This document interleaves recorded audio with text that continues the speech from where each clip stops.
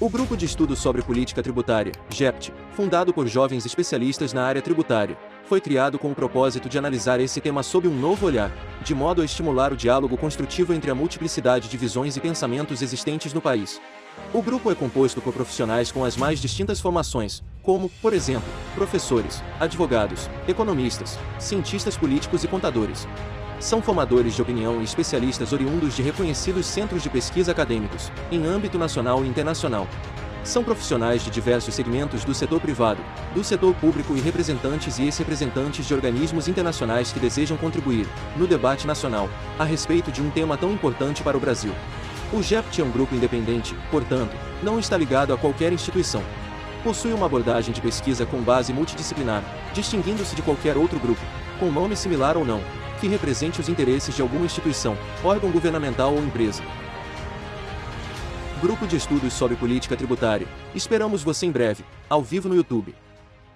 Boa tarde a todos aqui presentes, boa tarde a todos os organizadores, a quem nos assiste, a quem hoje está aqui nessa tarde com a gente para discutir um pouco mais sobre direito tributário, principalmente o direito tributário na ótica de orçamentos públicos, benefícios fiscais e medidas para a redução da desigualdade racial e de gênero.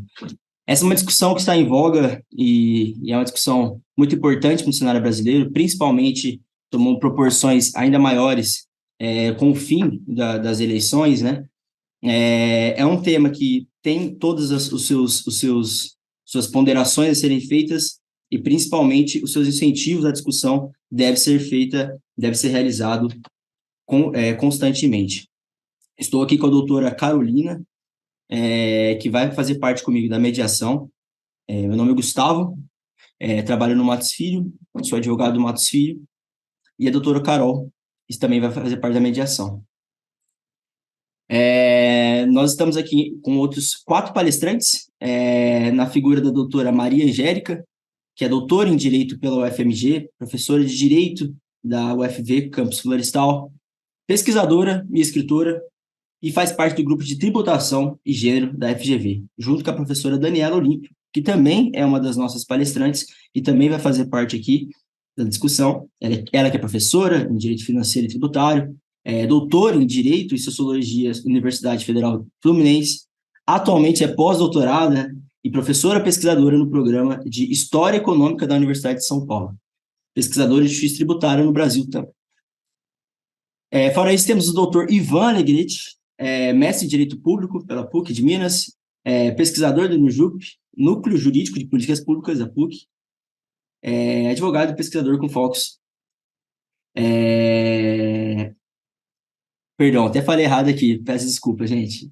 O Ivan Alegrete, que é o doutor e mestre em Direito Econômico e Financeiro pela USP, pesquisador do Observatório de Macrolitigância Fiscal e professor do IDP. A Lívia Luca, agora sim, mestre em Direito Público pela PUC de Minas, pesquisadora do NUJUP, Núcleo Jurídico de Políticas Públicas, Minas, advogada e pesquisadora com foco nos direitos das mulheres. Passo a palavra agora para a Carolina, fazer algumas ponderações. Sejam todos bem-vindos ao primeiro congresso do Grupo de Estudos sobre Políticas Tributárias. Parabéns a todos os organizadores e idealizadores desse projeto, em especial ao Dr. Alberto Carbonar, que me fez esse convite. É uma honra estar nessa tarde com todos vocês hoje. Obrigada a todos os palestrantes, doutora Maria Angélica, como o doutor Gustavo já apresentou, gostaria de reiterar sobre os livros da doutora Maria Angélica, O Lado Negro do Empreendedorismo, Sou uma Jurista, Tributação e Raça, a Láfia, parabéns pelas publicações. Também parabéns à doutora Daniela pelo projeto, pela publicação do livro também. Parabéns ao doutor Ivan, à doutora Lívia, sejam todos bem-vindos. Vai ser um prazer discutir um tema tão importante nesse ano que tanto se fala, né, na reforma tributária. Esse tema se torna ainda mais importante e é uma honra ter todos vocês para esse debate nessa tarde. Excelente. Dito isso, acho que a gente já pode passar a palavra para a doutora Maria Angélica. Pode ficar à vontade, doutora Maria Angélica. Muito obrigado novamente pelo convite, por fazer parte aqui do nosso debate. Olá, boa tarde a todas. todos e todes. É uma honra estar aqui hoje com vocês, numa mesa entre amigos. Primeiramente, eu gostaria de agradecer demais o convite do grupo de estudos sobre política tributária. Gostaria de agradecer ao professor Alberto Carbonaro pelo convite. Estou muito honrada de estar aqui entre vocês. E aí eu queria, já, complementando o elogio feito anteriormente, eu queria pautar minha fala no meu livro, que é o livro que eu estou lançando agora, que é o Tributação e Raça, Fabulações Tributárias, uma imersão na teoria crítica do direito tributário. Então, eu queria pautar minha fala a partir de uma perspectiva que toma a raça como paradigma. Então, a raça vem como um elemento central nas minhas pesquisas. Esse tem sido um ponto de inflexão muito importante para que eu pense o direito tributário. Então, hoje em dia, eu sou uma tributarista negra que pensa como uma tributarista negra. E, portanto, diante disso, eu me posiciono no discurso tributário, trazendo a raça como um paradigma. Considero fundamental que a gente enxergue essa dimensão de gênero e outros marcadores de opressão, mas entendo que é fundamental que nós tenhamos no horizonte a necessidade de introduzir a raça nesse debate. Então, embora o tema dessa mesa, ele seja orçamento público, benefícios fiscais e medidas para redução de desigualdade racial de gênero, eu gostaria de focar a minha abordagem em dois pilares que eu considero fundamentais para a gente pensar o direito tributário hoje e daqui para frente. Então, primeiro ponto que eu acho que é fundamental da gente compreender e observar é que pensar direito tributário e pensar caminhos possíveis para a gente reduzir desigualdades, a partir do uso da tributação, exige e nos convida de forma incontornável a fazermos um movimento de revisão histórica, de nós voltarmos o nosso olhar para o passado da construção das relações tributárias estruturadas dentro da nossa sociedade. Então, acho que nós não vamos conseguir encontrar caminhos possíveis para pensarmos estratégias, sejam elas orçamentárias ou de políticas fiscais, sem que nós compreendamos que a história econômica, a história política, a história do Brasil, a história social do nosso país, ele se estabelece sobre bases coloniais. E nessas bases coloniais, nós temos a exploração de determinados corpos e, a partir dessa exploração, ocorre uma construção de uma sociedade. Então, e aqui eu estou me referindo especificamente ao processo de escravização de corpos negros. Então, vejam bem, quando a gente tem ali no processo de triangularização do Atlântico e de início da modernidade, que se inaugura de forma violenta nas Américas através da exploração escravagista, nós temos a produção e reprodução de riquezas na nossa sociedade a partir da exploração de determinados corpos que eram, a essa época, coisificados. Eu moro em Belo Horizonte, e aqui em Belo Horizonte a gente tem o Museu de Artes e Ofício, e nesse museu, quando a gente vai visitá-lo, e fica o convite para todo mundo que não é daqui, mesmo os daqui que não conhecem, nesse museu nós temos uma sala que é ocupada por uma espécie de um móvel grande, e aí quando a gente vai ler as informações, eles explicam que ali nós temos uma balança utilizada para pesar escravas, mulheres escravizadas e crianças escravizadas, para que houvesse uma forma de precificá-los de maneira mais precisa, para que eles pudessem ser comercializados adequadamente. Então, é importante a gente entender que durante uma boa parte da história do nosso país, corpos que hoje sofrem com o peso de uma carga tributária, e eu vou voltar a isso depois, porque eu ainda não cheguei no presente, estou só falando do passado, esses corpos eram objetificados, eram coisa, eram vendidos, comercializados como peças, sobretudo corpos femininos e infantis. Então, além disso, né, nós temos esse processo de objetificação desses corpos. Durante o período de escravização desses corpos, e mesmo depois da proibição do tráfico, nós tivemos no Brasil a cobrança de um tributo chamado meia-cisa, que também contribui para abarrotar os cofres públicos, né? Então abastece o erário. E aí nós fomos caminhando na construção de uma história tributária no nosso país, uma história tributária que se dá às custas do trabalho de determinados corpos que foram coisificados.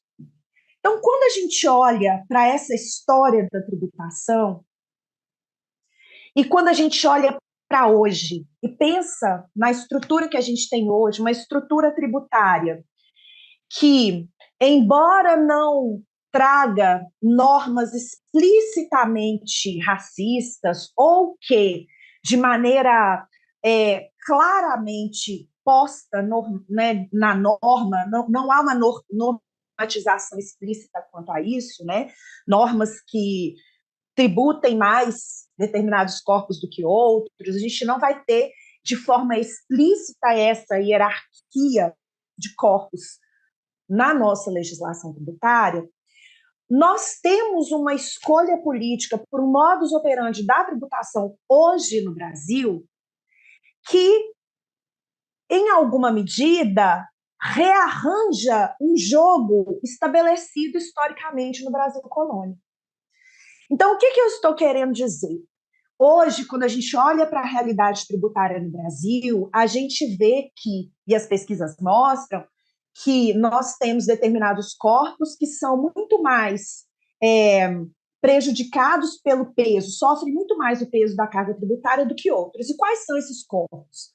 São corpos pobres, pretos. E esses corpos, em sua maioria, são aqueles mesmos corpos, né, que foram ali, desde lá de trás, objetificados e que contribuíram para a construção da estrutura tributária que a gente tem hoje, através da sua exploração, da exploração da sua força de trabalho. Então, em alguma medida, eu me pergunto se, embora hoje nós tenhamos na categoria jurídica, dentro do nosso ordenamento jurídico, esses corpos sendo lidos como sujeitos, eu me pergunto se realmente nós finalizamos essa passagem desses corpos de coisa, né, de corpos objetificados para sujeitos. Se esses são os corpos cujas escolhas de política tributária hoje, dentro do nosso ordenamento jurídico, acabam sobrecarregando para além da medida.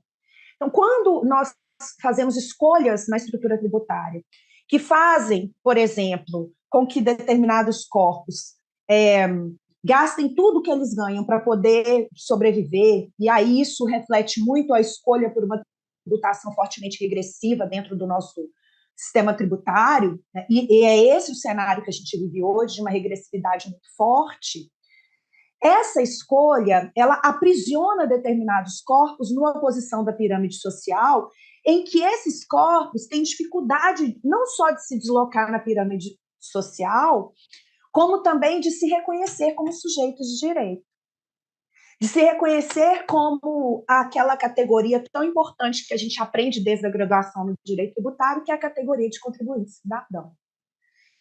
Então, acho que, primeira coisa, para a gente conseguir pensar em estratégias que vão reduzir desigualdades de raça e de gênero dentro da nossa sociedade, né? Então, aqui já projetando, já pensando no futuro, eu entendo que o primeiro ponto que a gente precisa trazer é a necessidade de centralizarmos a raça no nosso debate tributário atual. Eu acho que esse é o primeiro ponto, essa é uma necessidade premente.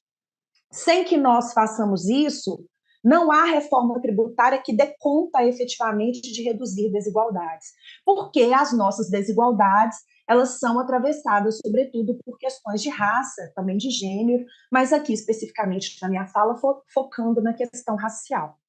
Então, a transformação para o futuro, que eu entendo possível, ela é uma transformação que passa por uma girada, por uma mudança do eixo, do olhar, né, daquilo que é considerado importante para a gente pensar futuros tributários possíveis. Então, eu venho cada vez mais defendendo a necessidade de nós pensarmos em afrofuturos tributários. E o que seria um afrofuturo tributário? Seria um olhar que tem a raça no centro de todo e qualquer debate que envolve tributação no Brasil.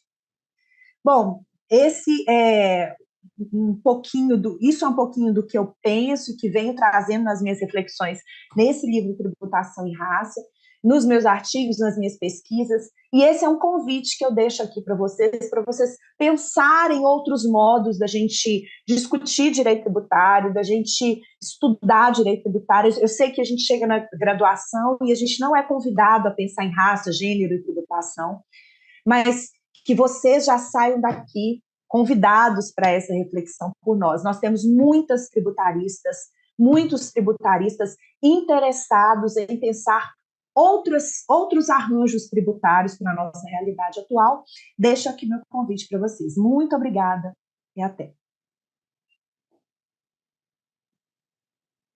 Muito obrigada, doutora Maria Angélica, excelente exposição. Temos aqui algumas perguntas.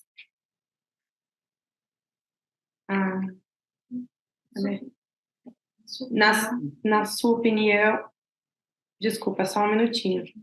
Quero.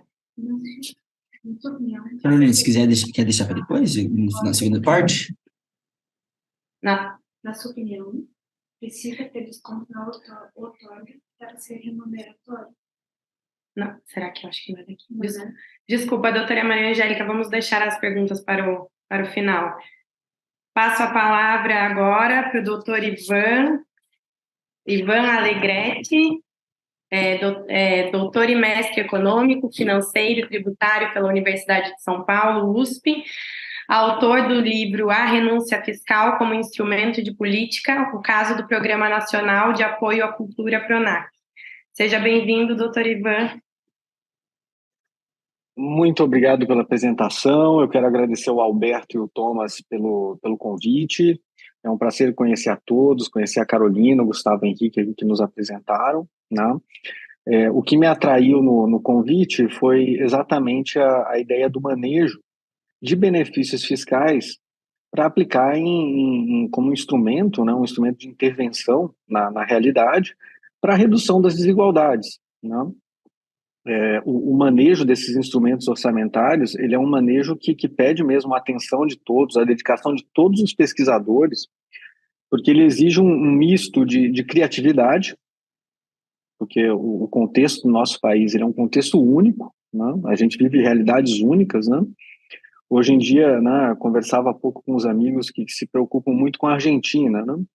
A Argentina hoje vive um inferno econômico que a gente viveu, né? Eu acho que todos os senhores aqui têm mais ou menos a minha idade, né? E a gente teve que arranjar uma solução brasileira para problemas brasileiros, né? Então a gente tem que ter essa consciência de que todos nós somos convidados aqui, né, a viver intensamente a nossa realidade e a buscarmos nós, né, problemas aqui para os nossos problemas, né, soluções que envolvam criatividade, conhecimento profundo, porque é preciso estudar a experiência de todos, né, e muita inteligência, para não buscarmos soluções que criem mais problemas, né. O objeto, um dos objetos centrais das linhas de pesquisa que eu venho desenvolvendo é justamente essa função do benefício fiscal, né? Então, eu convido todos à reflexão, né? É natural, né? A gente já sabe enxergar muito bem que o tributo ele abastece os cofres públicos, né? Mas o Estado gasta com o quê? Numa perspectiva do Estado liberal, o gasto é sustentar as garantias individuais, né? Ou seja, os recursos públicos sustentam a administração, que arrecada para sustentar o Estado. Na perspectiva de um Estado moderno, que é um Estado social, a sociedade começa a exigir do Estado, né, muito mais: previdência, saúde, né? Hoje em dia a gente admite com muita naturalidade uma franca intervenção do Estado em todos os aspectos, até mesmo em aspectos morais, né, até mesmo para consertar o passado e o futuro, né? Isso envolve gasto, envolve o gasto do Estado. E o gasto do Estado ele pode ser feito por meio da despesa típica, que envolve a saída de dinheiro dos cofres públicos, ou pode ser feito indiretamente, por isso que a gente conhece como os benefícios fiscais. Então, em algumas situações, o benefício fiscal ele é equivalente a uma despesa, né? Ele caracteriza a aplicação de recursos públicos. Mas em outras situações, não. Em outras situações, ele só mede capacidade contributiva, ou propõe um regime alternativo, né? Ou constrói, né, as características de um determinado regime. Essa diferenciação ela é muito importante e relevante para o controle orçamentário, né? E para uma conscientização, né, de que o Estado ele não é o nosso problema, né? E nem a solução, ele é o caminho, ele é instrumento. E da mesma forma, para a conscientização de todos de que o orçamento ele também não é um problema, né? Ele não é um empecilho. O orçamento ele é o veículo que tem que ser conhecido e manejado, né, para instrumentalizar essas políticas públicas que a gente tanto deseja, que a gente tanto sonha, né? Então, na perspectiva dos benefícios tributários, muitos dos instrumentos que foram criados até agora, eles estão muito preocupados em prevenir o desequilíbrio, né, prevenir qualquer tipo de impacto orçamentário. Mas ele também é muito necessário, é isso que eu convido todos a refletir, que é preciso proporcionar um controle adequado para as políticas públicas, né? Essas políticas públicas que são baseadas em benefícios fiscais, elas têm que ser adequadamente avaliadas, né? Por que os benefícios fiscais são ao mesmo tempo sonhados e mal vistos, né, no mundo inteiro? Porque os benefícios fiscais eles instalam uma espécie de exceção que tende a se perpetuar, né? Tende a ficar na legislação até que sejam revogados, né? O professor Fernando Facuri Scaff, quando redigiu a sua tese de titularidade como professor da USP, falava sobre orçamento republicano. E ele se propunha a diagnosticar por que no Brasil o orçamento ele não consegue funcionar na prática como um instrumento republicano, ou seja, como um instrumento para combater essas desigualdades. E a conclusão do professor Scaff, lógico que eu apresento aqui como uma conclusão muito grosseira, era justamente de que o orçamento público está capturado, capturado por uma série de interesses, né? Todos eles às vezes mais legítimos, menos, republicanos ou não, mas que vão se instalando e capturando o orçamento público, né?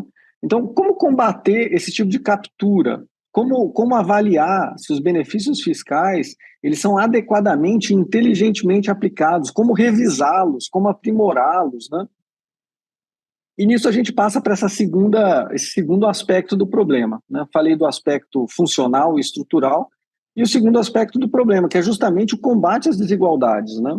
As desigualdades de gênero, as desigualdades raciais, né? O professor Fernando Facuri Scaff também tem um outro livro muito pequeno e muito simpático, né? Acho que pela faixa etária de todos aqui, todos nós estudamos direito administrativo, utilizando como um dos livros clássicos o livro do professor Celso Antônio Bandeira de Mello, que é o critério jurídico da igualdade, né? Tem um livro mais recente do professor Fernando Facuri Scaff, que trabalha justamente, né, numa perspectiva mais ampla, né, a ideia de igualdade e liberdade, né? Então, que ele logo de início, de uma forma muito didática, é um livro muito simplório, muito simples, né, mas não simplório, né, com muita profundidade. Ele propõe a distinção entre o que é uma diferença e o que é uma desigualdade, né? Porque as diferenças elas são inerentes às características das pessoas, né? Às vezes, como ela nasce, às vezes de uma doença, às vezes de uma limitação, às vezes de... E como desigualdade, né, aspectos externos, que são justamente o quê? As consequências, às vezes, desses aspectos, né, e ele propõe, ele diz, olha, as diferenças têm que ser respeitadas e as desigualdades têm que ser combatidas, né?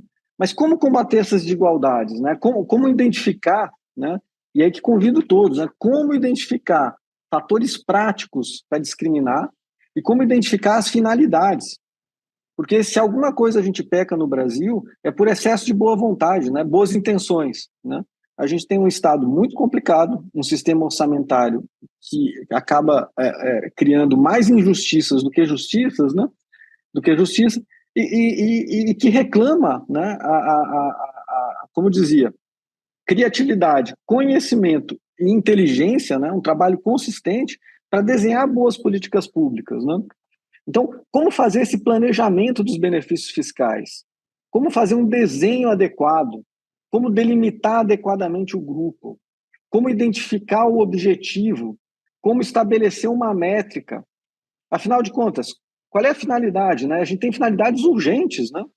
A gente tem que ampliar o acesso e a estabilidade das mulheres no mercado de trabalho. A gente tem que ter que conceder mais acesso para as pessoas com menos poder aquisitivo, né? A gente tem que resolver essa dívida histórica que a gente tem com os indígenas, com os negros, né? Num escopo muito amplo, a gente está falando justamente de quê? De pensar numa reforma tributária que seja humanizada, né? Que seja dirigente, mas que seja inteligente, que permita, né, dinâmicos, né? A gente sabe que na perspectiva do sistema atual, por exemplo, a gente tem um desenho de imposto de renda, né, que é baseado justamente na renda, né? Então, naturalmente, todo tipo de dedução, né, ela só acontece com mais vantagem para quem tem mais renda, né? É assim que funciona o sistema, né? Mas ainda assim, mesmo que a gente não queira mudar o modelo, né, a gente tem muitas lacunas a serem preenchidas, né? Vejam a situação que a gente tem hoje, por exemplo, com os idosos, né? Idoso pode deduzir despesa médica, mas e despesa com medicamento, né? As casas de repouso, elas não são dedutíveis, né? O trabalho dos cuidadores, que são trabalhos essenciais, né, também não são dedutíveis, né? A gente tem uma massa de gente que está justamente caminhando para o final da vida, né, e para quem deveria ser garantida toda a dignidade, e que tem um tratamento tributário completamente inadequado, né? E, logicamente, isso se agrava, né, no caso justamente das mulheres mais idosas, né, dos negros mais idosos, né, dos índios mais idosos, das populações que estão longe dos centros, né, com apoio médico, ou mesmo cidades, né, de médio e pequeno porte que não tem nem o suporte, né, para os idosos, né? Talvez pensar numa nova perspectiva, né, justamente uma mudança de modelo. A gente tem tantos países que trabalham com sistema de crédito, né? As pessoas ganham um determinado volume de crédito, de imposto de renda, para aplicar em educação, em saúde. E se ela não aplicou, ela recebe de volta, né? Que é o imposto de renda negativo, né? Ora, se no nosso estado, né, já funciona tão bem o sistema de restituição, por que não mudar de modelo, né? Por que não dar o mesmo tipo de dedução para as pessoas que moram justamente na mesma região, ou no mesmo ambiente urbano, ou sujeito a determinadas condições? Então, mudar esse modelo, né, possibilitaria assim, um espectro completamente novo, né, e justamente em âmbito federal, com uma grande abrangência, né, em relação justamente a essas populações, né, mais identificáveis, né, com um tratamento muito mais isonômico, né. E vejam também como a gente é carente de medidas mais pontuais, né. A gente sempre põe toda a nossa fé na União, porque na União a gente consegue ver resultados mais concretos, né. Mas como os tributos locais também são esquecidos, né, no âmbito dos estados, com o ICMS e o ISS, né, poderiam dedicar muito mais atenção, né, para as populações mais carentes, né, e até mesmo para a questão da regularidade, né, porque, lógico, eu lembro dos artigos que eu lia sobre orçamento participativo, né, e todos os autores eram muito crus, né, em acusar que o orçamento participativo é feito para as pessoas que são pobres, mas não miseráveis. Porque o miserável ele não tem capacidade de discutir o orçamento, ele está preocupado em sobreviver, né? Ele está preocupado em conseguir a renda, ele está preocupado em se alimentar, está preocupado em conseguir pensar, né? Então, é função nossa, né? Que somos educados, né? Buscar a solução para que as pessoas possam entrar no debate, que as pessoas possam propor soluções criativas, inteligentes, né? Consistentes, né? E talvez mudar essa que talvez seja uma das mais cruéis perspectivas, né, na qual o Brasil sempre apostou, né, de que a tributação é uma questão para grandes produtores, né, para os campeões nacionais, né, enquanto a gente tem uma massa de pequenos agentes econômicos, né, que só são lembrados quando declaram errado e recebem a mesma punição, né, a mesma multa de 75%, né, a mesma atualização pela taxa Selic, né, das multinacionais, né? Então, será que não é o momento também de pensar no pequeno, né? É verdade, a gente já caminhou muito, a gente tem muito a ensinar para o resto do mundo, por exemplo, com o Simples Nacional, com o MEI, né? Que são verdadeiros milagres, né? Se hoje a gente não tivesse o Simples Nacional e não tivesse o MEI, a gente ia ter uma camada de marginalização da economia, que teria alguma coisa desgraçada. Mas mesmo com eles, vejam como a gente não tem como instruir as pessoas a acessar de uma forma regular, né, o mercado, né, a economia, né? O brasileiro ele já nasce marginalizado, né? Ele tem que primeiro se cercar economicamente de fundos para poder ser regular, para poder ser legal, né? O brasileiro ele tem que se proteger do Estado, né, até ele conseguir enfrentá-lo, né? Então, será que não é o momento né, de uma grande virada, né? De se preocupar mais com cidadania fiscal, né? De dar educação fiscal para as pessoas, né? De desenhar um sistema tributário que seja mais adequado para corrigir as desigualdades nacionais? Então, são reflexões um pouco abertas, né? Eu tenho escrito sobre temas muito simplórios que rendem pouca leitura, né? Os sistemas tributários, né? O Simples Nacional, o MEI, né? Então, convido a todos aqui, né, a fazermos reflexões de como implementar medidas concretas, né, que permitam que a gente consiga combater, né, e criar mais unidade para o nosso país, né, que as pessoas se preocupem mais umas com as outras, né, e que a gente construa mais igualdade. Era essa a mensagem que eu queria deixar. Obrigado. Excelente explanação, Ivan. Muito obrigado novamente pela apresentação, pela elucidação. Achei muito interessante a fala do senhor sobre a dificuldade do Estado em implementar medidas políticas fiscais e também a existência de diversas desigualdades. Nós sabemos que existe, o Brasil é um dos pioneiros aí em desigualdade social, nós sabemos que existe isso, e também achei muito interessante a sua fala de destaque de que cabe a nós, que de fato não temos outras preocupações, na verdade, entre aspas, não temos outras preocupações comparadas com as pessoas mais necessitadas, em olhar e pensar isso de forma mais inteligente, uma forma que abranja o máximo de pessoas possíveis. Dito isso, e continuando a nossa discussão, passo a palavra agora para a doutora Daniela Olímpio. Novamente, Daniela, muito obrigado pelo convite, por aceitar o convite para fazer parte desse discurso.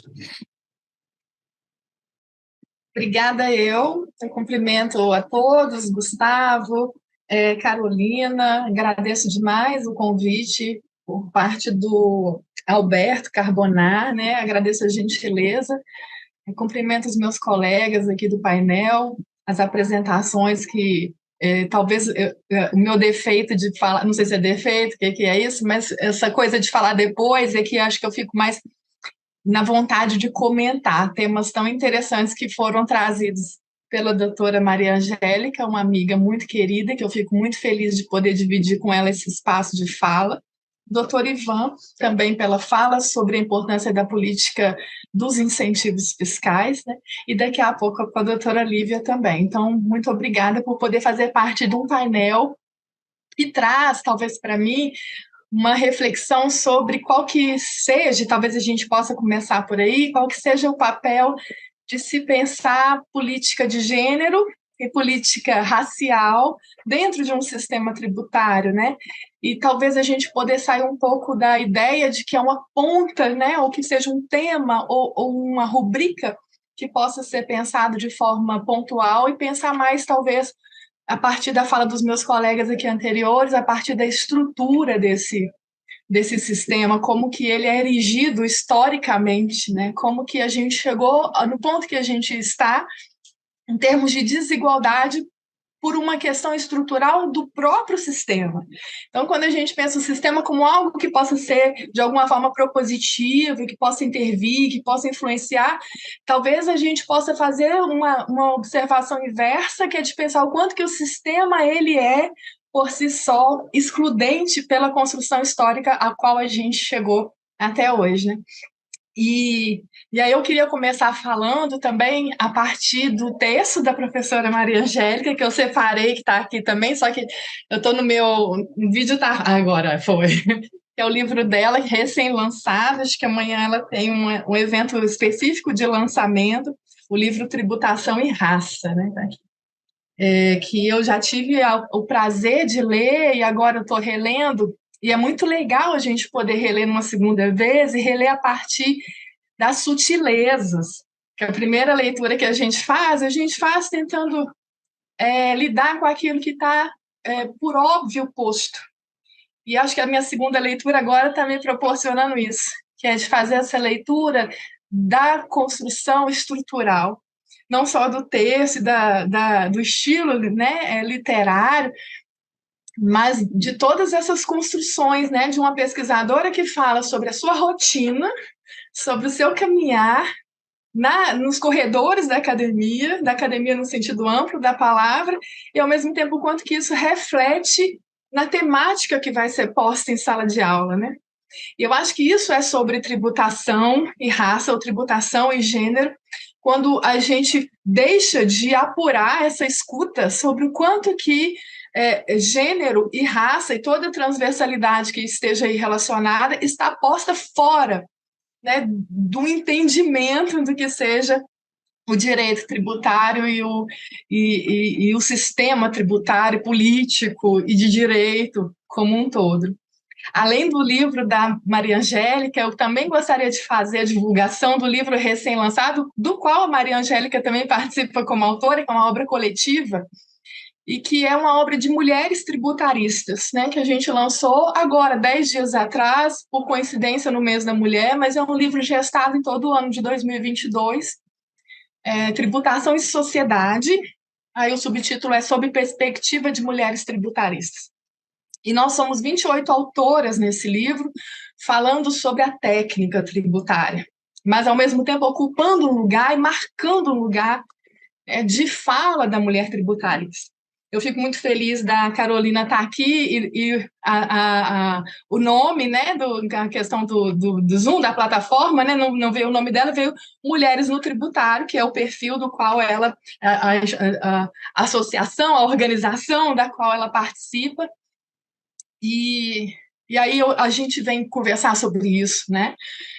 Hoje, uma notícia que eu vi hoje, que eu compartilhei na rede também, era sobre o movimento das mulheres diplomatas, né, e que estava lá dando a triste notícia de que apenas uma delas, do grupo, né, foi indicada como embaixadora. Dentre 18 vagas, uma mulher. E aí existe esse movimento, mulheres diplomatas. E aí no direito tem mulheres no tributário, tem elas no orçamento, né? No processo tem elas no processo no direito, tem paridade de verdade, tem elas na filosofia, um livro que eu estou participando também para a gente poder escrever sobre filosofia. E aí, por quê, né? Por que tem elas se organizando para poder firmar um lugar, firmar um terreno que, muito embora sejamos numericamente maior, não ocupamos os espaços ainda efetivamente. Eu penso que política tributária, hoje em dia, a primeira pauta de política tributária é representatividade.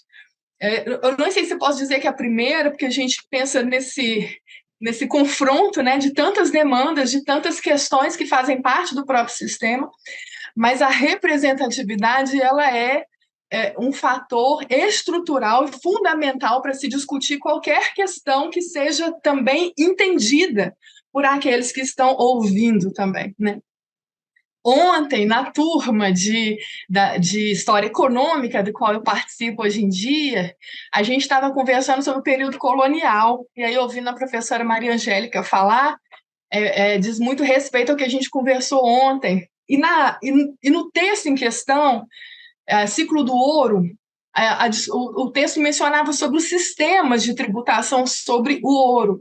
E uma discussão que, para mim, foi um pouco da fala do grupo ontem, sobre essa coisa de reforma tributária. Porque as discussões sobre a sistemática já estavam postas desde a época da colônia, o Brasil por se organizar enquanto Estado ainda.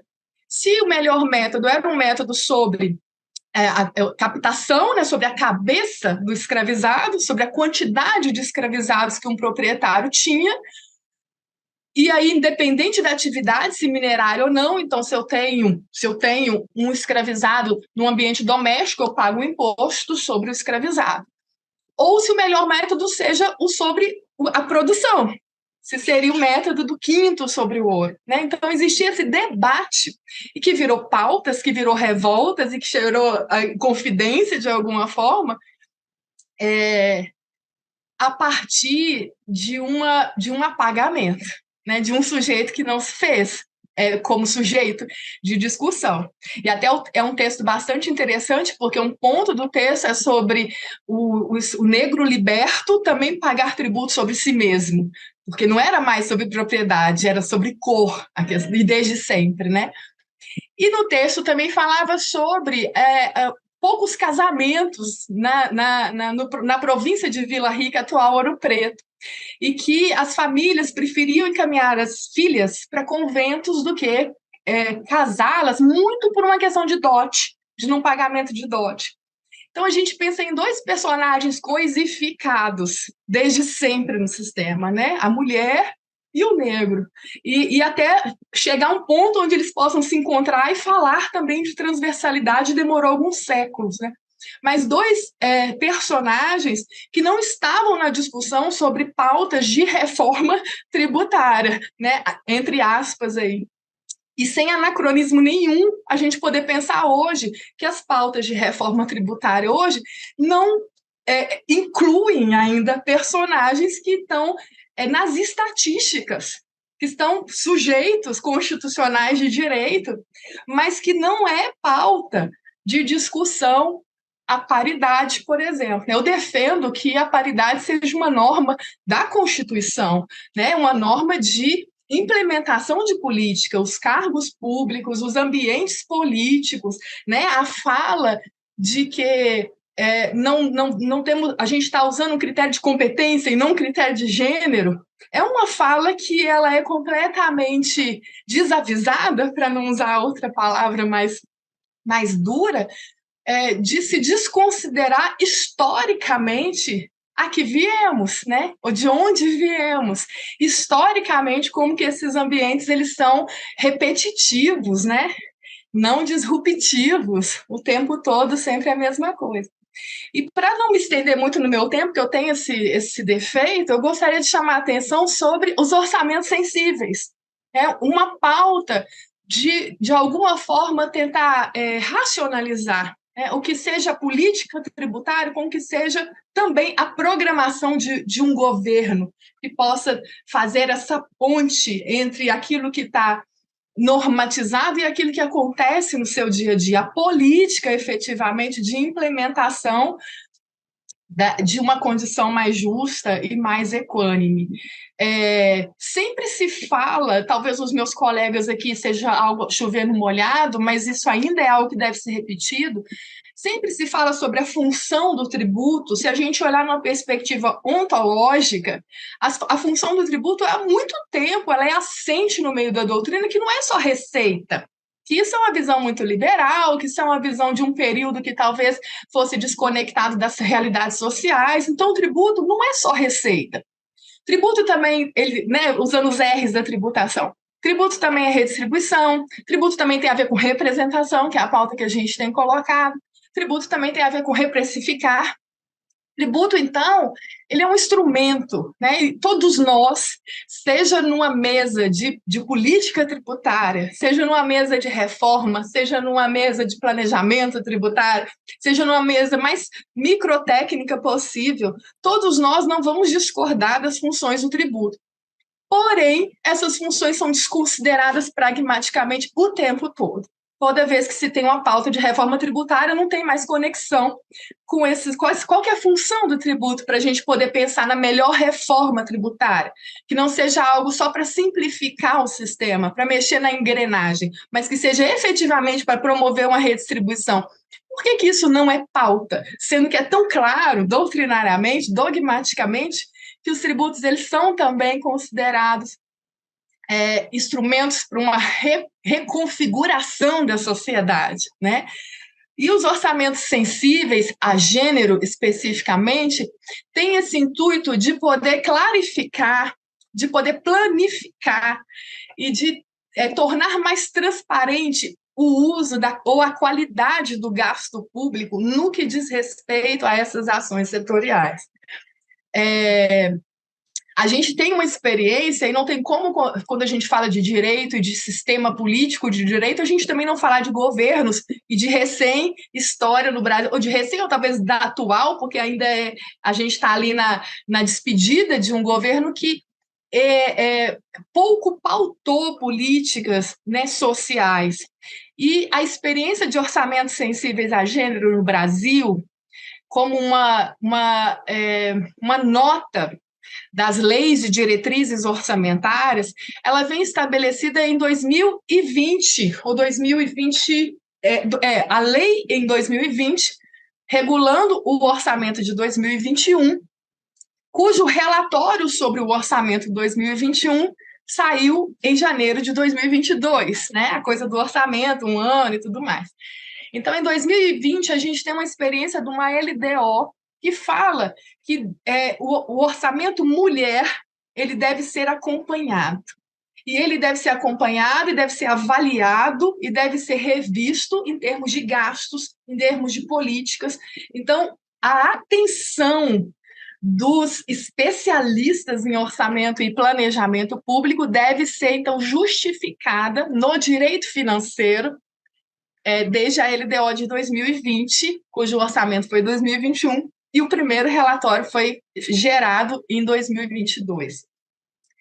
Em 2023, agora, então cerca de um mês atrás, a gente tem a segunda experiência de um relatório do chamado Orçamento Mulher. Tem um apelido, né? Não é tecnicamente um orçamento à parte, que isso aí também foi um ponto de discussão, se seria um orçamento apartado. Não, isso não pode, que a Constituição não menciona isso.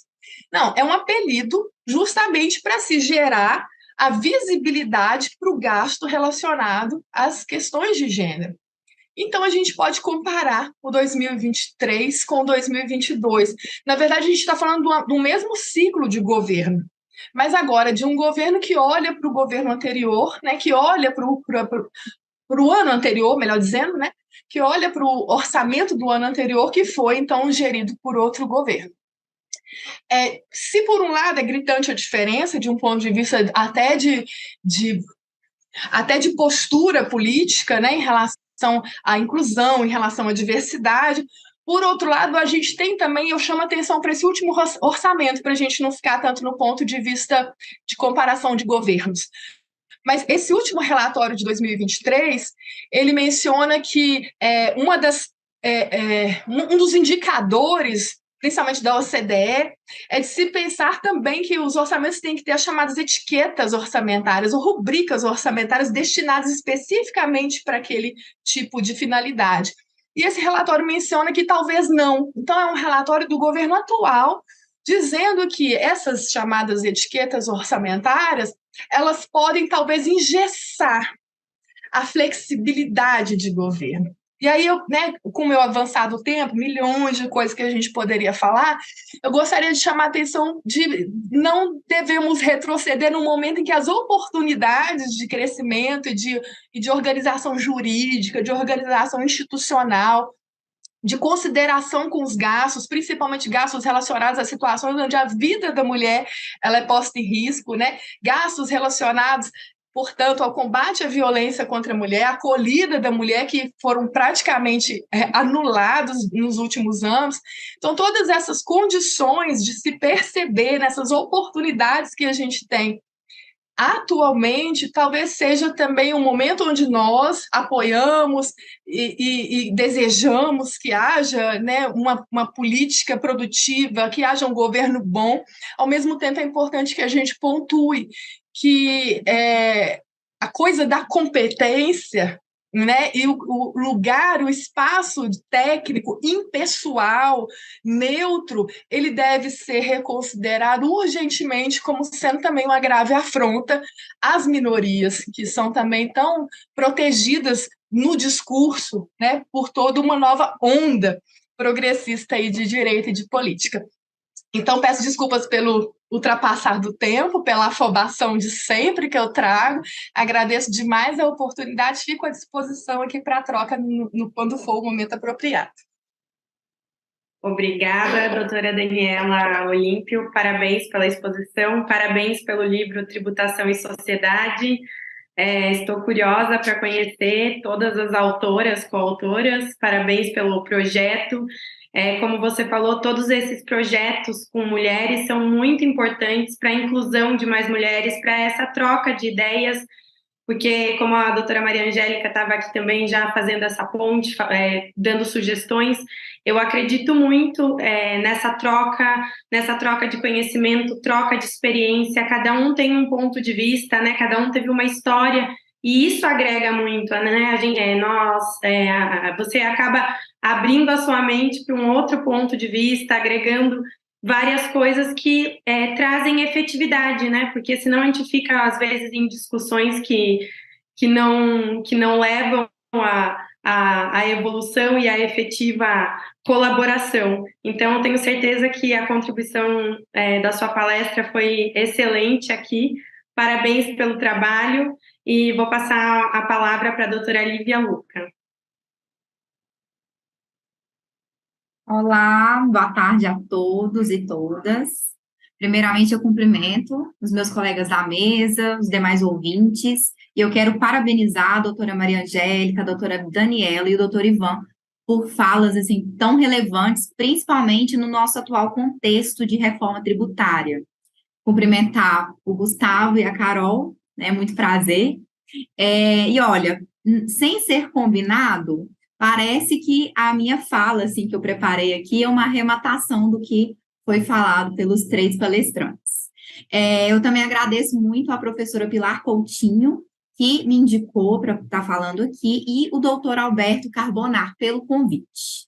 Bom, eu vou iniciar minha fala dizendo que eu estou muito feliz, muito honrada de estar participando desse congresso, porque as minhas pesquisas, elas são voltadas para a investigação dos obstáculos que envolvem a desigualdade de gênero numa perspectiva interseccional e com foco nas políticas públicas, e tributárias.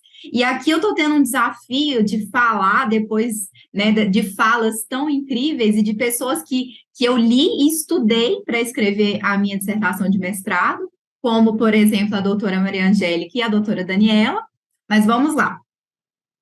Bom, com a minha participação aqui no evento, eu tenho a intenção de chamar a atenção para um necessário compromisso com a legalidade que vai além da produção normativa, mas uma legalidade que busca, de fato, a efetividade das leis que instituem as políticas públicas sensíveis ao gênero.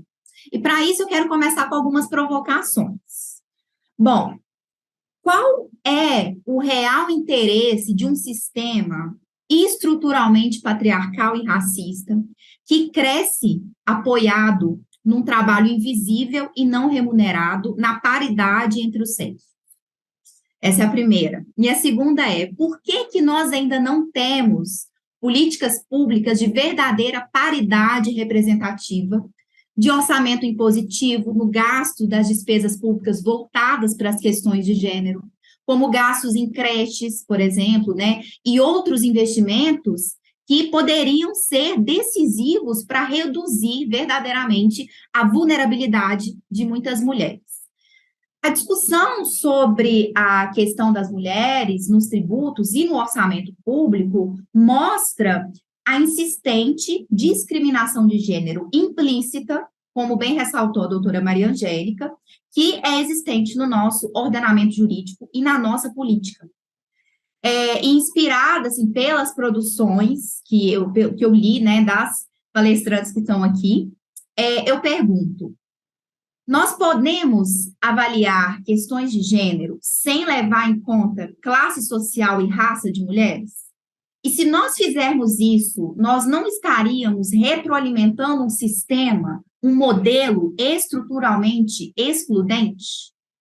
E quando a gente entende o sistema tributário, para além da simples arrecadação de receita, né, mas também como um mecanismo de justiça fiscal, ainda que na realidade material, né, brasileira, é um mecanismo que, de certa forma, é tímido, esse debate ele se torna essencial, principalmente quando nós consideramos os ditames constitucionais, com ênfase na capacidade contributiva e na isonomia material. E quando a gente chama a Constituição para o debate, ainda que ela esteja presente, né, em todos os debates jurídicos, eu lembro de uma teoria crítica curiosa, que chama a teoria da encriptação do poder, de um jurista e filósofo político chamado Ricardo Sanin Restrepo. Esse é um livro que fala sobre ela, Decolonizing Democracy, e essa teoria, o Sanin Restrepo, né, ele vai dizer de uma forma provocativa que as constituições de modelo liberal, inspiradas na Constituição dos Estados Unidos, nelas existem duas partes. A primeira parte é uma parte transparente, onde nós temos os direitos fundamentais, os princípios, as garantias, e cuja linguagem é de compreensão mais clara, acessível a todos os cidadãos. Mas essas constituições têm uma parte que ele fala que é encriptada, e de que, de acordo com ele, vai usar uma linguagem técnica que só vai ser compreensível a um seleto grupo de experts, né, de especialistas, e dentro dessa linguagem vai criar um espaço de discricionariedade que pode impossibilitar a concretização dos direitos, garantias e princípios daquela parte transparente da Constituição.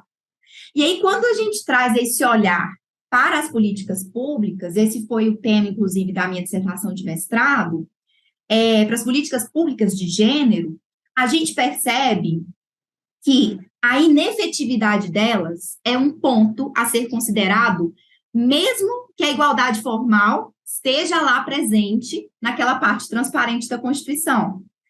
Aí aqui vale fazer um recorte, que eu não estou dizendo de uma total inefetividade, mas sim da não materialização de motivos que realmente ensejaram aquela determinada política pública. Então, por exemplo, nós podemos considerar a Lei Maria da Penha efetiva?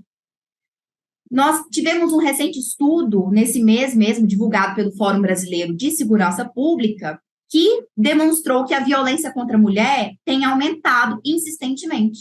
Mesmo que nós temos a Lei Maria da Penha há mais de 15 anos no Brasil, e inclusive é considerada uma das melhores políticas públicas de combate à violência contra a mulher do mundo. Outro exemplo que eu acho até mais fácil de visualizar é a questão dos direitos políticos das mulheres, né? Há quase 90 anos, ou há mais de 90 anos, nós temos os direitos políticos, mas até hoje, quase um século, não conseguimos a paridade na ocupação dos espaços de poder, já complementando a fala da professora Daniela, né? E em todos os âmbitos, eles são majoritariamente masculinos, né? Bom, com essa realidade, ainda que a gente entenda que mudanças estruturais levam tempo, eu dei um exemplo aqui de 15 anos, mas eu também dei um exemplo de quase um século. Quando nós vislumbramos a questão da mulher na tributação, nós percebemos que esses ditames constitucionais, daquela parte transparente, né, a isonomia, a capacidade contributiva, na melhor das hipóteses, eles não são chamados para o diálogo, né? Eles são, na verdade, ignorados. Ignorados por quem, né, que eu estou dizendo? Para os detentores do poder, pelos detentores do poder. Então, por exemplo, a questão menstrual. Diante da essencialidade tributária, questão menstrual da mulher, os produtos de higiene menstrual, eles não são considerados essenciais à vida digna de uma mulher pelo Estado brasileiro, né? A famigerada regressividade tributária, né, diante da elevada cobrança da tributação indireta, né, que prejudica os mais pobres, e nós temos a feminização da pobreza, nós sabemos que a maioria da população em estado de pobreza é composta por mulheres, também é um fator agravante, e a disfuncional progressividade do imposto de renda, né, que esbarra nessa discriminação, como nós já sabemos, e nem o nosso legislativo, tampouco o Poder Judiciário, se posicionou para mitigar essa distorção da tributação direta. Pelo contrário, o Poder Judiciário, o STF, ele bateu o martelo, dizendo que não pode interferir na progressividade do imposto de renda, porque é um desvio de competência.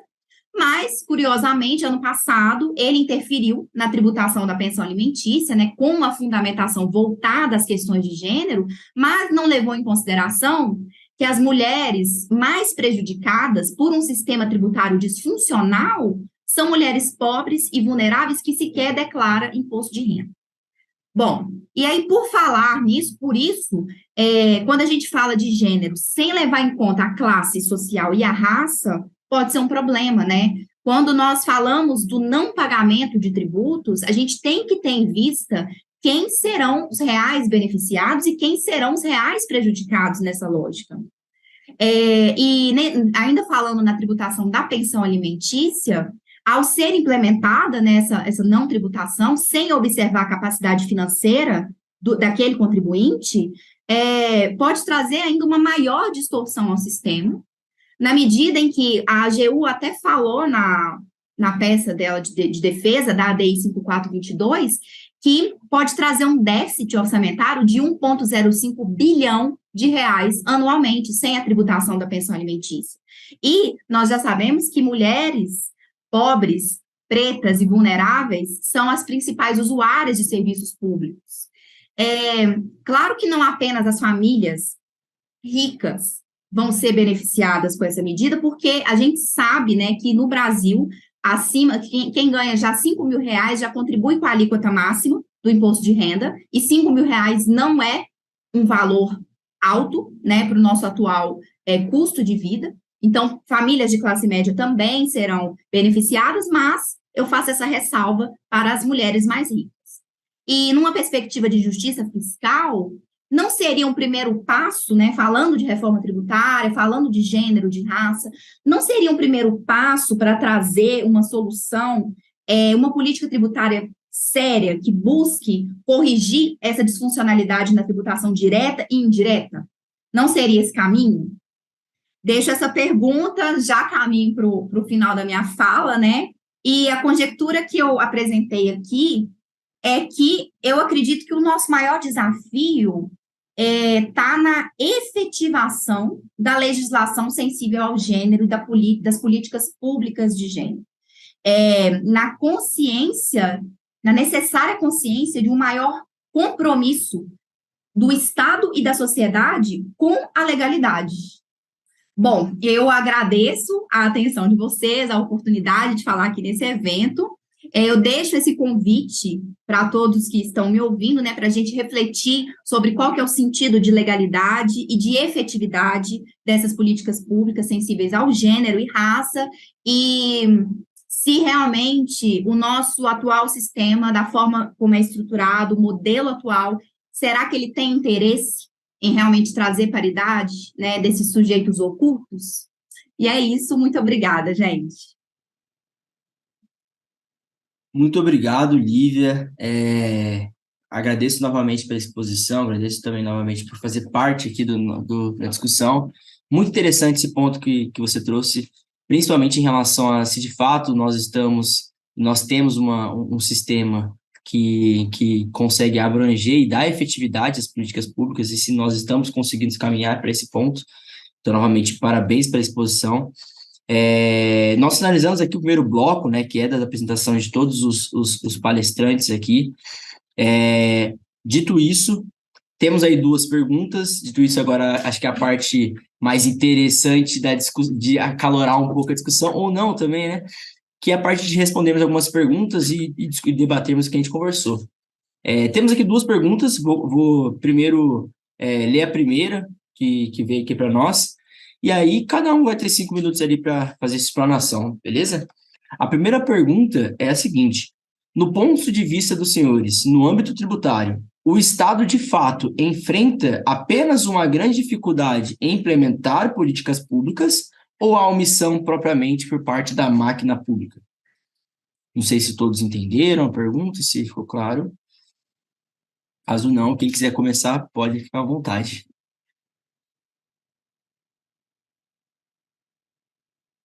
Fica à vontade, Bruno.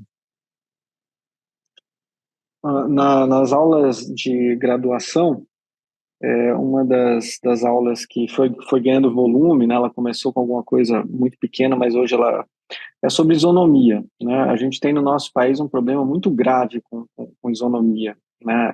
Ela é muito mal compreendida, né? Quando a gente lê sobre a Revolução Francesa, que foi justamente uma revolução cunhada na Revolução Francesa, se perguntava se tinha alguém especial, né? Alguém aqui se sente especial? Você, guilhotina, né? Por isso que os franceses hoje têm essa radicalidade assim, no acesso ao serviço público, né? No acesso ao Estado, né? E no Brasil parece que todo mundo quer ser especial, todo mundo quer ter um tratamento diferente, sabe? Todo mundo, né, as pessoas fazem um concurso público para pertencer a uma casta, né? As pessoas, aliás, o serviço público é uma incógnita no Brasil, né? Porque uma punição, a maior punição que um servidor público pode ter é o quê? Atender o público.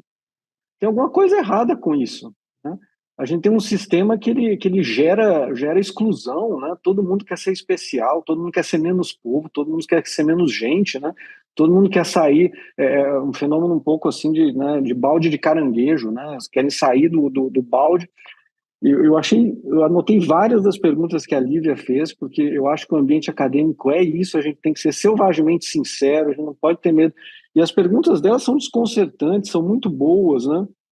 Isso que ela falou, né, de ter o cuidado de não combater a exclusão, gerando mais exclusão ainda, né? Essa pergunta agora também, né? A pergunta é que, lógico, não funciona por vários motivos, né? Porque é mal gasto, porque não é transparente, né? Tem omissão, tem má fé, tem esculhambação mesmo, né? A gente, né, a gente nasce marginalizado no Brasil, né? A gente não tem coragem de colocar o dedo no rosto de um servidor público, né, para exigir os direitos, né, para dizer, quem no Brasil tem coragem de berrar e bater no peito dizendo que eu pago os meus impostos? A gente não sabe, né? A gente, né, lançamento por homologação, né, o contribuinte apura a matéria tributária, identifica a alíquota aplicável, adianta o recolhimento, ajoelha no chão e reza, porque né, se em 5 anos não for homologado, multa de 75%, Selic no mínimo. Né? Se for estadual, multa de 100% é o mínimo. Né? Então, a gente tem um sistema que ele é um sistema pensado para os grandes agentes econômicos. Né? Eles não são pensados para as pessoas, para dar acesso, para dar cidadania fiscal. Né? Então, eu gostei muito das perguntas que a Lívia fez. Né? A gente precisa realmente de um sistema que humanize, né? Que seja mais humanizado, né? Que gere compreensão, né? Que gere um sentimento de comunidade, né? Que a gente consiga realmente, né, que gere compreensão, que a gente consiga discordar civilizadamente, mas que a gente trabalhe nas concordâncias, né, que a gente possa, né, não me sinto Martin Luther King, mas eu também tenho um sonho, né? Eu acho que a gente pode construir uma sociedade mais justa, né? Eu acho que o perfil médio do brasileiro é um perfil maravilhoso, assim, o brasileiro no geral, é trabalhador, é sonhador, é esperançoso, né? Então, eu acho que a gente tem muito para trabalhar, assim, né? Então, realmente, é um misto de bagunça, né? A gente tem que ser um povo mais sério, né? A gente tem que ser um povo mais estudioso, né? E a gente tem que democratizar o ensino, né? A capacidade econômica das pessoas, né? Todo mundo tem um direito a produzir, né? A escolher sua profissão, a conseguir sobreviver com as escolhas que faz, né? Enfim. Então, me parece que é um misto de tudo e que a gente precisa ser mais sério, né? E é maravilhoso poder ouvir todos vocês e ver assim a sinceridade, né? A busca sincera, né?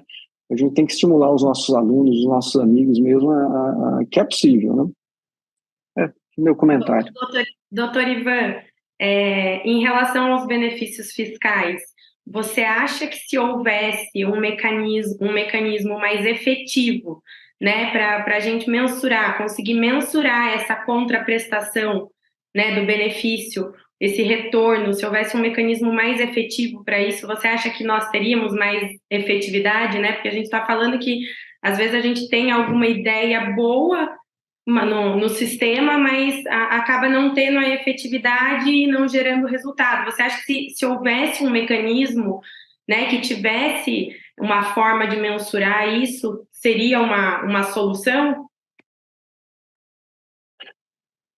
A gente arrecada muito dinheiro, né? A gente tem muito dinheiro para gastar, sabe? Se a gente gastasse de uma forma inteligente, a gente conseguiria, assim, conquistar, né, um avanço civilizatório, assim, impressionante, né? O mundo inteiro se preocupa com os benefícios fiscais, né? A Europa gasta muita energia em tentar identificar. E é muito interessante ver como, assim, um bloco aparentemente homogêneo tem levantamentos completamente diferentes, assim, lógico, né, no detalhe, né, de como ler os benefícios fiscais. Por exemplo, a gente falava da França, né? Na França se considera que a unidade do contribuinte é a pessoa física individual. Então, por exemplo, as deduções com dependentes para um francês é considerado um favor fiscal, um benefício do Estado. Se você anda um pouquinho e chega na Bélgica a unidade é a família. Então, se a pessoa é casada, né, toda a renda da família é somada e dividida pela quantidade de pessoas. E as deduções, elas são consideradas como despesas necessárias para a manutenção do espaço vital, né, da pessoa. Então, não se considera como um favor do Estado, né, um benefício fiscal, por exemplo, gasto com educação, com saúde, né? São posturas radicais, né, de países assim limítrofes, né? É interessante, os levantamentos de gastos tributários, eles revelam um tipo de julgamento social, né, do sistema tributário, né, como a nação enxerga, lógico, é o próprio Estado, né, porque é um relatório do Estado, mas é o Estado julgando o próprio sistema tributário, né, o que é um favor e o que é elemento do sistema, né? Então, no Brasil, a gente tem avançado muito, né? Todos os anos a Receita Federal faz um levantamento chamado DGT, Demonstrativo de Gastos Tributários, e o problema hoje do nosso sistema é que o critério que a gente usa para o levantamento é um critério muito falho.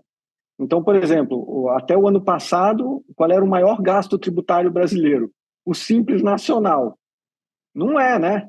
Não é favor nenhum, não é gasto tributário, né? Na verdade, muito pelo contrário, né? O Simples Nacional é um regime constitucional alternativo, paralelo, e que é uma maravilha, ele promove a inclusão, né, dos contribuintes com menos capacidade. Aí qual era o segundo, né? Era as deduções do imposto de renda da pessoa física. Terceiro, imunidade das entidades. Sim, imunidade também não é um gasto, né? Então, um dos problemas do nosso demonstrativo é que usar esses grandes valores acabava escondendo o que realmente precisa ser fiscalizado, né? Essas políticas públicas que precisam ter um acompanhamento de perto para ver se funcionam ou não, porque se não funciona tem que mudar, né? Tem que aperfeiçoar, tem que fazer, né? Isso que a Lívia falava, né? É um problema de eficácia, né? Tem que ser eficaz, né? Tem que funcionar, né? Já falei demais. Falei muito. Excelente. Passar a palavra agora para a Maria, que levantou a mão. Fica à vontade, viu, doutora Maria? Bom, eu queria, primeiro, antes de tudo, né, queria só corrigir o nome do Dr. Alberto Carbonar, né, que eu falei sobre o nome dele errado antes. embora existam muitos Carbonaras no Brasil, esse não é o sobrenome dele certinho, né? E também queria aproveitar a oportunidade para cumprimentar todo mundo do Matos Filho. É você que trabalha no Matos Filho, né, Gustavo? Isso, trabalho lá. Eu sou apaixonada pelo Matos Filho. Matos Filho, minha pesquisa do doutorado, minha tese, que virou esse livro, né? E eu não sou uma jurista, Reflexões de uma Jurista Negra sobre Direito, Ensino Jurídico e Sistema de Justiça, foi financiado por uma bolsa do Instituto Matos Filho. Eu praticamente sou Matos Filho, me sinto integrante do time, assim, é só me oficializar, pelo menos como garota propaganda, eu estou aqui para o que der e vier. Queria cumprimentar, mandar um abraço para a Quiroga, para a Paula, para a Laura, para a Renata Cubas e agradecer pela indicação hoje, né? Para a Aline, para o Giovanni e tantas outras pessoas que eu adoro aí no Matos Filho. E aí eu queria aproveitar, não só para responder essa pergunta, e também para poder puxar alguns ganchos. Gostei demais da fala do professor Ivan, e acho interessante trazer algumas questões, que eu acho que o professor Ivan acaba fazendo algumas provocações e tensionamentos que contribuem muito para esse debate que a gente quer trazer, né? E aí, assim, acho interessante quando ele traz o começo da fala, né, trazendo a Revolução Francesa, e a gente vê hoje a França imersa em problemas tão sérios, né? E mesmo quando a gente olha lá atrás, e aqui muito dialogando com o Losurdo, acho interessante a gente pensar, né, em como que essa Revolução Francesa ela é muitas vezes trazida como um paradigma de reflexão para a gente pensar a ideia de igualdade, e, ao mesmo tempo, o discurso que é vendido ali é de que somos todos iguais, mas esses todos não são efetivamente todos, né? E aí, neste grupo daqueles que não integram esse nicho dos que são considerados pessoas, nós vamos encontrar todos os outros corpos. E isso, inclusive, contribui profundamente para a principal revolução que nós temos neste período histórico, que é a Revolução do Haiti, né? Que é uma revolução que vem exatamente para discutir para a gente assim, olha, então nós somos todos iguais mesmo? Então, se lá na França estão falando que nós somos todos iguais, então não faz sentido uns serem escravizados, né? Então a gente precisa mudar esse jogo, mudar esse cenário. E acho que trazer esse pensamento para a nossa realidade atual também é muito interessante, porque nós somos todos iguais mesmo. Nós queremos mesmo ser mais especiais que os outros. Eu fico um pouco preocupada com essa fala, porque eu realmente não acho que esse seja a nossa questão. Eu acho que a maior parte da população brasileira não está preocupada em ser especial, está preocupada sim, em ser minimamente vista. Os especiais estão caladinhos. Os que são especiais e compõem a elite brasileira não estão interessados em aparecer para jogo em matéria tributária, né? Não estão interessados em vir a público e falar assim, por favor, tragam o imposto sobre grandes fortunas, eu quero pagar imposto sobre grandes fortunas. Não vejo os nossos especiais, né, verdadeiramente especiais na realidade brasileira, fazendo isso. Muito pelo contrário, eu sinto que estes corpos são aqueles que se apagam quando o debate tributário vem efetivamente à tona. Por quê? Porque o debate tributário que efetivamente vai reconfigurar o cenário que a gente tem hoje e reduzir desigualdades, ele é um debate tributário que precisa tocar em feridas que estão abertas e que muitas vezes sangram, né? E em outras vezes soltam outros tipos de excrementos. Então, acho interessante a gente pensar nessas questões. Eu gostei demais quando o professor Ivan fala assim, a gente nasce marginalizado no Brasil. E eu acho muito interessante esse questionamento, essa fala, né? Porque, assim, realmente, eu acho que existem corpos, sim, que nascem marginalizados no Brasil. Mas eu não acho que essa é uma afirmação que alcança todos os corpos. Eu acho que tem alguns corpos no Brasil que não estão nessa posição discursiva. E esses corpos, entendo que são os corpos menos afetados pelo modelo, pelas escolhas tributárias que a gente tem. E aí, entrando na pergunta colocada, né, eu acho, e aí a pergunta ela vem trazendo para a gente. Deixa eu até voltar aqui, que eu tenho a pergunta bonitinha, né? Vem lá. No ponto de vista dos senhores, no âmbito tributário, o Estado, de fato, enfrenta apenas uma grande dificuldade em implementar políticas públicas ou há uma omissão propriamente por parte da máquina pública? Eu adorei quando o professor Ivan trouxe para o nosso debate o Martin Luther King, porque eu também tenho um sonho. Eu sou muito parecida com Martin Luther King, eu estou sonhando muito parecido com ele. Assim. Meu sonho é preto. Já estou até contando a cor dele para vocês. E meu sonho, ele envolve uma reconfiguração do nosso Estado, porque eu acho que a resposta ela tem que ser os dois, né? A gente tem uma grande dificuldade de implementar políticas públicas no Brasil e também acho que há uma omissão por parte da máquina pública. Eu acho que são as duas coisas, sabe? Eu acho que a gente não vai encontrar uma só estratégia possível para a transformação do cenário que a gente tem hoje, redução de desigualdades, seja de raça, de gênero, ou de qualquer outro tipo de desigualdade. Eu acho que pensar em questões de implementação de políticas públicas em matéria orçamentária, orçamentos que sejam sensíveis tanto a gênero quanto a raça, implementação de ações afirmativas em matéria fiscal, né, que possam, por exemplo, reduzir, vamos pensar, a tributação de solo, por exemplo, oferecer benefícios fiscais, redução de tributação de solo para pessoas em condições vulneráveis, né, e isso, inclusive, é detectável hoje no nosso cenário nacional através da materialização do racismo ambiental muito fortalecido por uma estrutura histórica. E eu acho que é importante a gente pensar que esses corpos que ocupam os espaços de poder, e que são os corpos que podem decidir, que são esses especiais que o professor Ivan acabou trazendo à tona para a gente, né? Eu acho que a eles falta vontade e interesse de fazer isso. Por quê? Porque nós estamos discutindo privilégio, né? Nós estamos discutindo privilégio, quem quer reduzir, quem quer abrir mão de privilégio, né?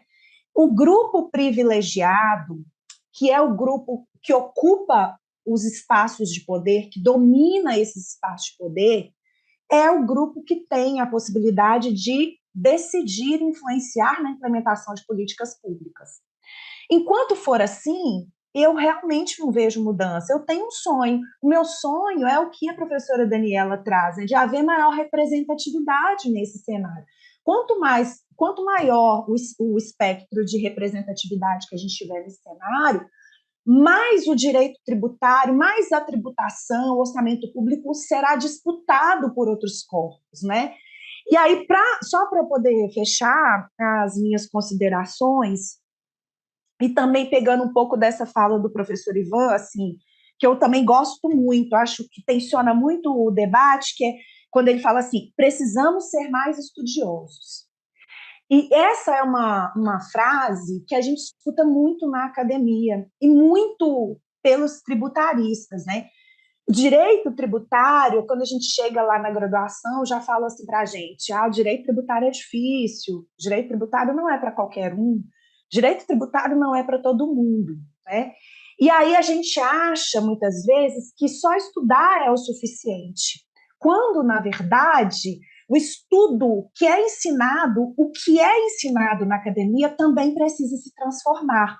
Não adianta nada eu morrer de estudar direito tributário a partir de pensadores que não consideram corpos que são minoritários no debate, né? Não adianta nada eu ser doutrinada dentro de uma lógica liberal, eu vou ter estudado muito direito tributário, mas eu não vou humanizar o debate, que é a provocação, por fim, que o professor Ivan traz, e muito perfeitamente, né, que o direito tributário precisa ser humanizado.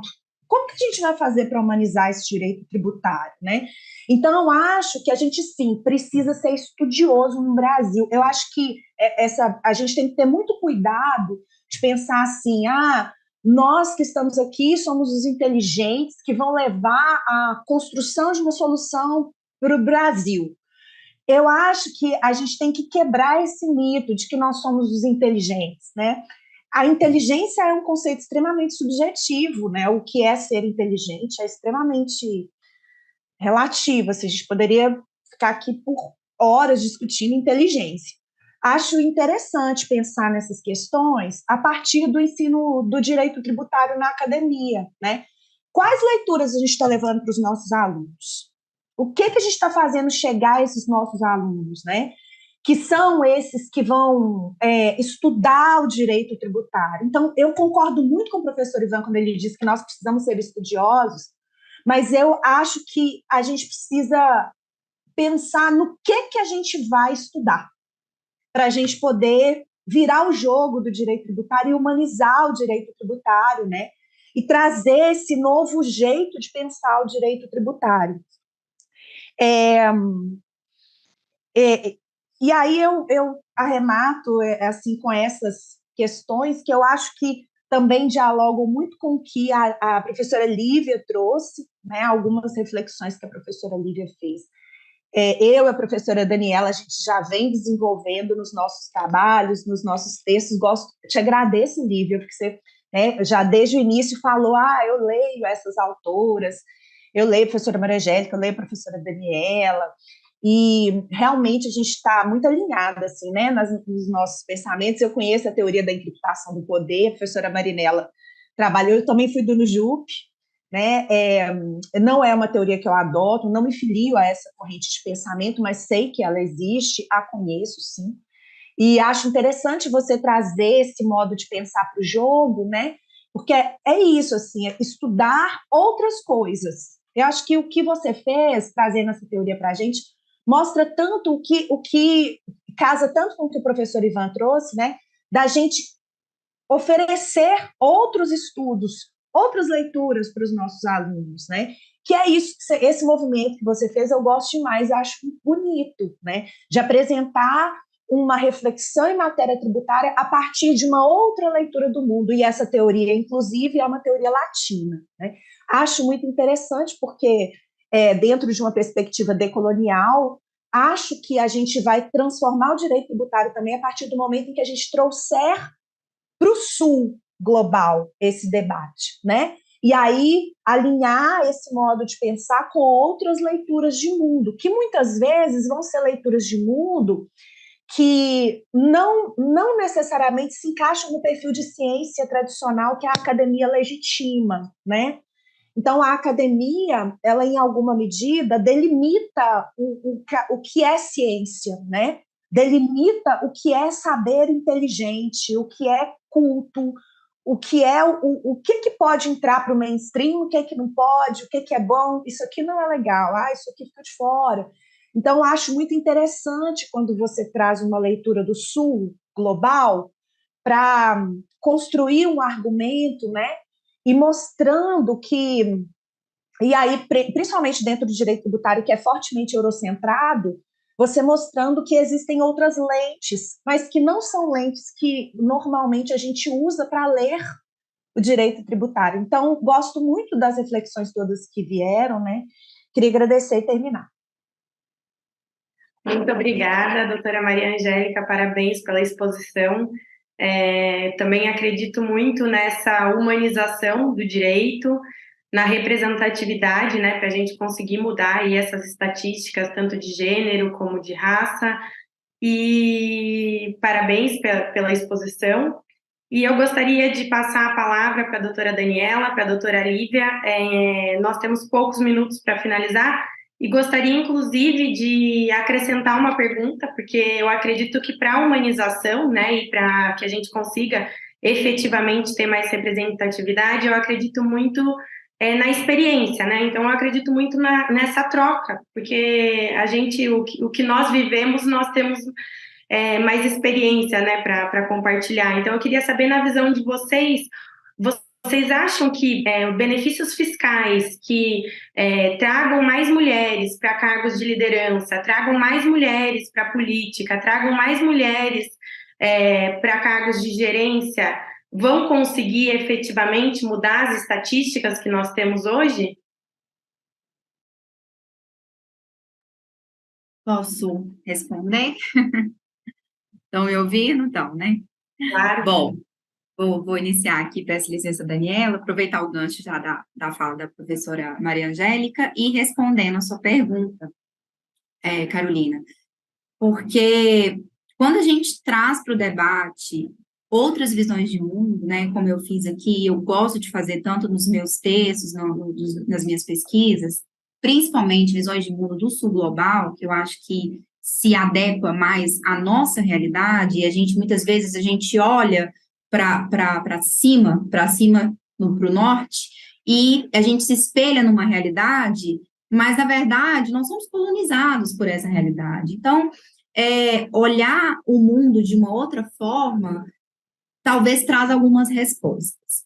E quando a gente pensa, se os benefícios fiscais, eles têm um potencial, né, uma potência de verdadeiramente, né, trazer essa humanização, trazer essa transformação que a gente quer, eu só consigo vislumbrar isso, né, de acordo com a minha concepção mesmo, se houver, juntamente com isso, uma transformação de pensamento, né, uma revolução de pensamento aí, porque se nós continuarmos com esse mesmo pensamento, igual a doutora Maria Angélica disse, né, sobre o que é ciência, né, até o que a gente vai determinar que é aceito, o que não é, tudo isso é estrategicamente colocado à mesa, né, então, assim, tal teoria vai ser aceita porque tal teoria, de alguma forma, ela vai beneficiar aquele status quo.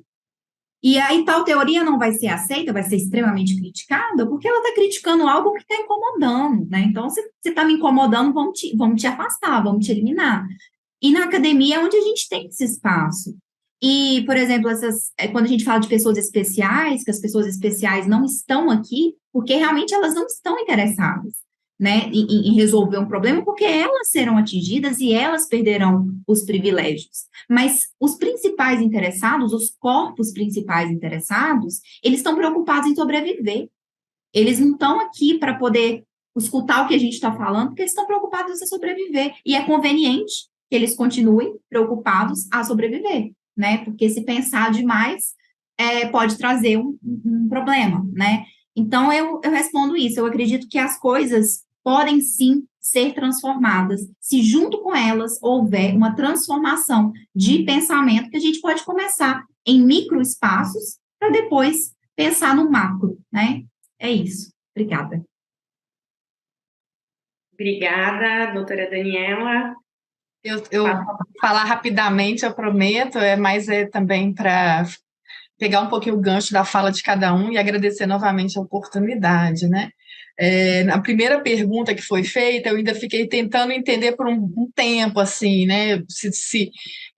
A questão da postura do Estado e a questão da omissão da administração pública, se não seria tudo o mesmo pacote, né? Então, fiquei ainda um tempo tentando entender, talvez pelo lugar de onde eu falo, né? De poder entender a coisa historicamente, de perceber a coisa estruturalmente. Então, é como se a gente estivesse olhando pontos, né, pensando aspectos de uma estrutura toda única, né? E talvez, a partir dessa observação também, a questão dos incentivos fiscais. Acho que sim, né? A resposta só pode ser sim. É claro que eu acredito que os incentivos fiscais, se não é por isso, é por que existem incentivos fiscais, né? Se não é para atuar ou, de alguma forma, rasgar uma nova realidade ou intervir, né? Causar uma realidade diferente, seja, de alguma forma, mantendo um privilégio ou desfazendo um privilégio, é para isso que existe os incentivos fiscais. Mas em tudo, como Lívia, Maria Angélica colocou, o doutor Ivan também, em tudo é preciso, então, pensar também globalmente na coisa, né? Pensar também que não adianta só um ou outro pontual incentivo fiscal, um ou outro programa de governo que possa, né, pensar no lugar da mulher, se todas essas questões mulher e do negro, se todas essas outras questões que a gente busca levantar também não forem pensadas, o quanto que essa construção e o fato da gente estar aqui batendo bandeira, se isso também não é algo contra a cultura, né, contra aquilo que se estabeleceu. A gente tem notícias diárias do entretenimento, né? A notícia de ontem para hoje, né, é a de um assédio, uma passada de mão no programa de reality, onde os assediadores, eles se sentiram completamente surpresos pela chamada de atenção, e até nós, enquanto espectadores, também ficamos a nos questionar, tipo, se passou do limite ou não, se a medida punitiva ela foi excessiva ou não, porque a gente está culturalmente habituado a entender que existe um lugar que ele não é ocupado por grupos, grandes grupos, né? Que são chamados hoje de minoria, né? A gente tem dados que são chocantes sobre a violência contra a mulher, da gente poder pensar que nesse momento tem alguma de nós que está morrendo, ou que está sendo vítima de feminicídio, e a gente tem uma política fiscal ineficiente, orçamentária, em relação ao acolhimento, em relação ao combate, e a gente tem uma cultura, como o do programa, que a gente viu, de que as coisas elas são minimizadas justamente por um tratamento de posse, de coisa, de objetificação da mulher e do negro também. Então, os incentivos fiscais, eles devem ser pensados estruturalmente também. Eles devem ser pensados historicamente. Então, muito se fala sobre incentivos fiscais para empresas que empreguem mão de obra feminina, ou mulheres vítimas de violência doméstica, ou para o negro, e a gente pensar em cotas no sistema privado, na contrapartida dos incentivos fiscais.